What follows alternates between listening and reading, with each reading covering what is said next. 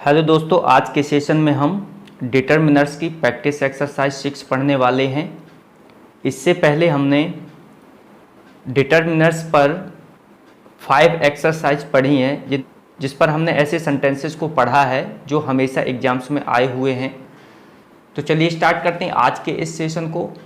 तो first sentence दिया हुआ है, have you feeling the blanks complaint against अस। यहाँ पर 4 ऑप्शन दिए हुए, मच, मैनी, एनी और बोथ। तो यहाँ पर इंटेरोगेटिव सेंटेंस है। हमने बताया था कि जहाँ पर इंटेरोगेटिव सेंटेंस और नेगेटिव सेंटेंस हो और अगर एनी ऑप्शन में हो तो उसमें होता है एनी।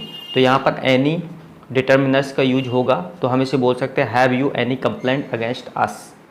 इसका नेक्स्ट सेंटेंस दिया हो, the merchant has sold filling the blanks sugar. तो यहाँ पर आप देख सकते हैं कि एनी, मोर, सम या मैनी। तो मैनी का प्रयोग ऐसे सेंटेंस में किया जाता है जहाँ पर हमारे पास नाउन काउंटेबल हो तो उसमें मैनी लगाते हैं, और जहाँ पर अनकाउंटेबल हो तो यहाँ पर अनकाउंटेबल दिया हुआ है तो इसमें मैनी का प्रयोग नहीं होता है। तो यहाँ पर एनी का भी प्रयोग नहीं होगा क्योंकि ये नेगेटिव सेंटेंस नहीं है। मोर का प्रयोग होगा नहीं, यहाँ पर सम का प्रयोग होगा। तो यहाँ बोलेंगे the merchant has sold some sugar. Third sentence दिया हुआ है, he has lost filling the blanks money he had. तो यहाँ पर सम, लिटिल, द लिटिल या ए लिटिल किसका यूज होगा?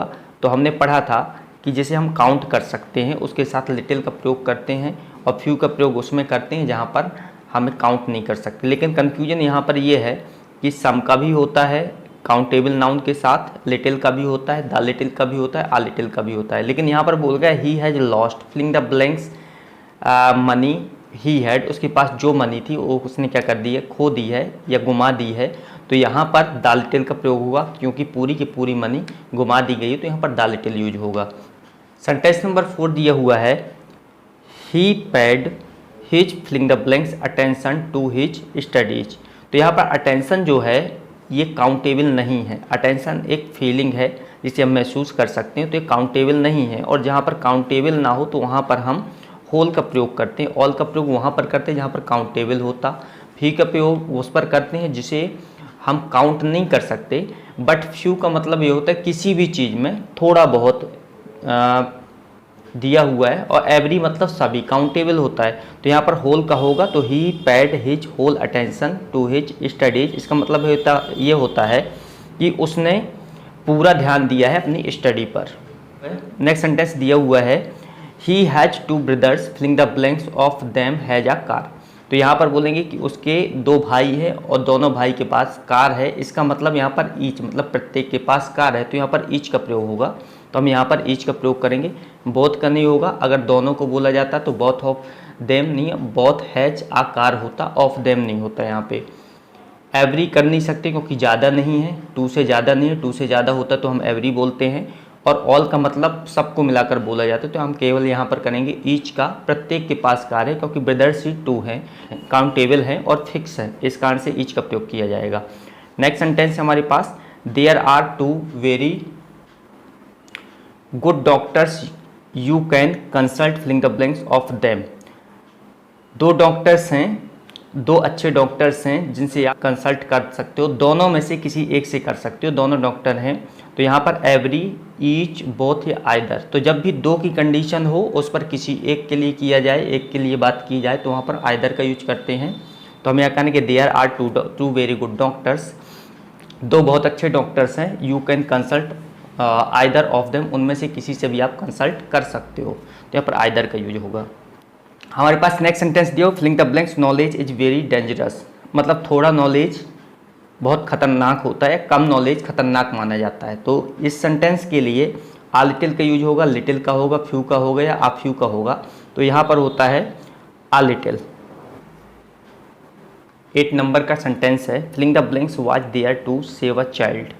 तो ऑल, नोबडी, सम या एनी। तो यहाँ पर दिया हुआ है वहाँ पर कोई भी नहीं था जो बच्चे को बचा सके, तो यहाँ पर हो जाएगा नोबडी।